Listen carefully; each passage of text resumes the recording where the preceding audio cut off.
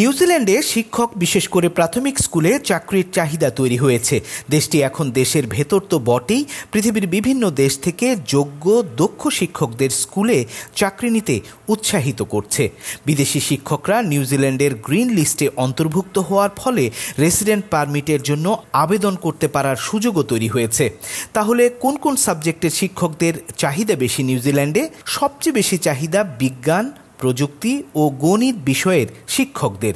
তবে প্রাথমিক স্তরের শিক্ষকদের আলাদা কোনো সাবজেক্টে বিশেষজ্ঞ হওয়ার প্রয়োজন পড়ে না। বিপুল পরিমাণ চাহিদা থাকায় বিদেশি শিক্ষকদের নিয়োগ দেয়া হচ্ছে। সেক্ষেত্রে শিক্ষকদের কি কি যোগ্যতা থাকতে হবে? নিউজিল্যান্ডে বিদেশি শিক্ষকদের জন্য যোগ্যতার কিছু গুরুত্বপূর্ণ শর্ত রয়েছে, যেমন 1. শিক্ষাগত যোগ্যতা। স্বীকৃত বিশ্ববিদ্যালয় থেকে শিক্ষা বা ব্যাচেলর অফ এডুকেশন বা সমমানের ডিগ্রি থাকতে হবে। 2. বিষয়ভিত্তিক দক্ষতা। গণিত, বিজ্ঞান, প্রযুক্তি ও ইংরেজি বিষয়ের ক্ষেত্রে অগ্রাধিকার দেয়া হচ্ছে।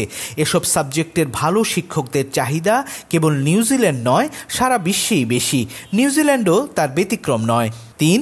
শিক্ষক নিবন্ধন। টিচিং কাউন্সিল অফ এটিরোয়া নিউজিল্যান্ডের অনুমোদন নিতে হবে। এই নিবন্ধনের জন্য আবেদনপত্র, শিক্ষা সংক্রান্ত নথি ও কাজের অভিজ্ঞতার প্রমাণ দাখিল করতে হবে।